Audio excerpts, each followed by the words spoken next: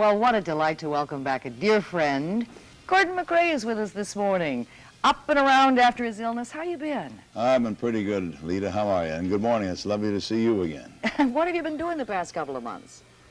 Well, I've been sort of laying around the house. I had a little illness, you know, quite a siege. As a matter of fact, it's not over yet. I don't know when it's going to be, but I always say, you know, worse things could happen, and I got a lot to be grateful for. But I'm coming along slowly but surely, I hope. You in any pain or anything? No, I'm not really in any pain. It's just a pain in the neck is what it is. For a fellow who's been very, very active, Leta, you know, it's kind of boring and tiresome to have to sit around the house and just do nothing but think all the time. And I never was much of a thinker. But I'm learning how now. You know what you ought to do? What should I do? You ought to write a book. Look at all the experiences that you have had. Well, as a matter of fact, I've been thinking about that. Oh, yeah? Uh-huh. I have quite a story to tell, you know. I'm going to write a book someday, if I ever get to do it. It'll be about my career, as a matter of fact, my ups and my downs. And, of course, there hasn't been many downs in my career, except my battle against alcoholism, which you know a lot about. I mean, about me, not about you. We're not going to talk about mine. But as a matter of fact, since I've seen you the last time, I've been made the honorary chairman of the board of directors of the National Council on Alcoholism. Ah. And there's a lot of sick people out there, and if I can help them in any way, that's what I'm going to do. And, of course, the book will have a great deal to do about my overcoming my alcoholism and enjoying some sobriety. Gordon, how can you help other people to overcome theirs? How can I help them? Well, mainly by talking to people like yourself and coming out in public and saying that I am an alcoholic, a grateful alcoholic, because there's no stigma to that anymore. You know, in the old days, Leta, they used to figure, oh gosh, the guy was sitting down, was the town bum, would be sitting down in the town's lowest class, of, you know, like in the ghetto, drinking wine out of a brown paper bag. And they say, oh my gosh, that's the town drunk. Well, there's no stigma attached to it now. Alcoholism has been declared by the American Medical Association as a treatable disease. And your next door neighbor could have it, your doctor, your policeman, your fireman, your postman, anybody can become an alcoholic. Even the wife of the President of the United States, or your favorite movie star or singer. And so how I can help is just by coming out in public and saying, hey, I had a problem. But day by day, one day at a time, I'm meeting the problem and overcoming it, and you can too. But you got to go through treatment and admit that you are powerless over this #1 killer in the country, alcoholism. Once you do that, it's pretty easy. Gordy, how long have you had sobriety? 3 years now, Leta, yeah. At what point? Enjoying every minute of it. Did you have to reach to finally say, I am an alcoholic and I need help? Well, you remember the old commercial? There used to be some guy that said, I'm feeling mighty low.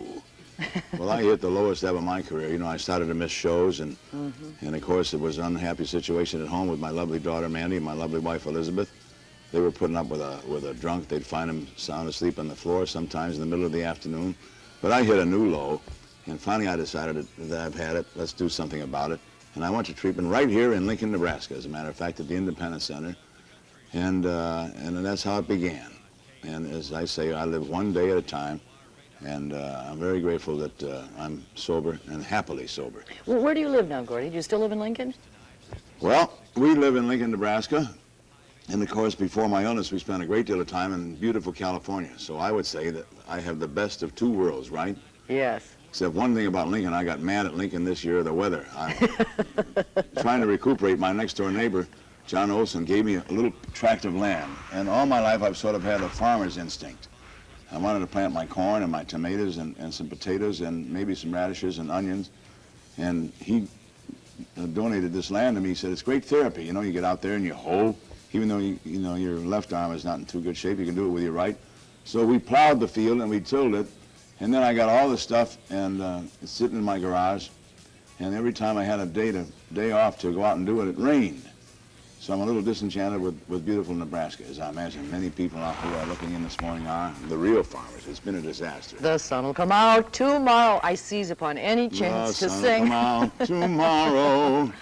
Bet your bottom dollar. No, you do the singing for us. I hope you will sing for us. Let me just ask you, what are your immediate plans? You got any plans down the road?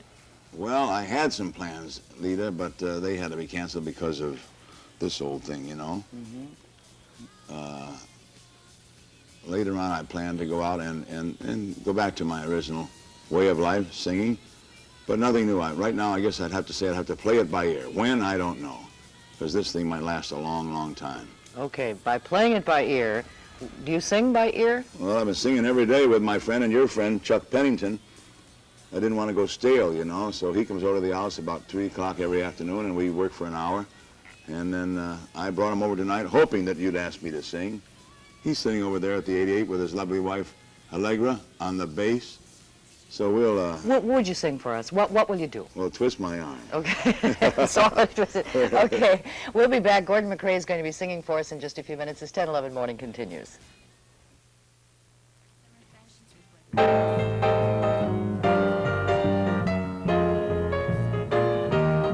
Hear my voice where you are. Take a train, steal a car, hop a freight, grab a star, come back to me. Catch a plane, catch a breeze, on your hands, on your knees, swim or fly, only please come back to me. On a mule, in a jet, with your hair in a net, in a towel wringing wet, I don't care, this is where you should be. From the hills, from the shore, ride the wind to my door, turn the highway to dust, break the law if you must, move the world only just, come back to me, oh come back to me, come back to me. Blast your hide, hear me call, must I fight? City Hall, here and now, damn it all, come back to me. What on earth must I do? Scream and yell till I'm blue, curse your soul. When will you come back to me? Have you gone to the moon or the corner saloon to rack and to ruin, mademoiselle? Where in hell can you be? In a crate, in a trunk, on a horse, on a drunk, wrapped in mink or saran, in a Rolls or a van, any way that you can. Come back to me, come back to me, come back to me.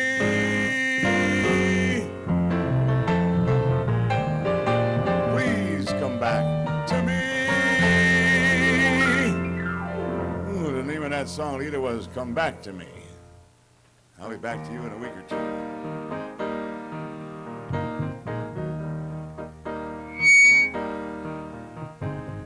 Hey, did you happen to see the most beautiful girl in the world? And if you did, was she crying? Crying.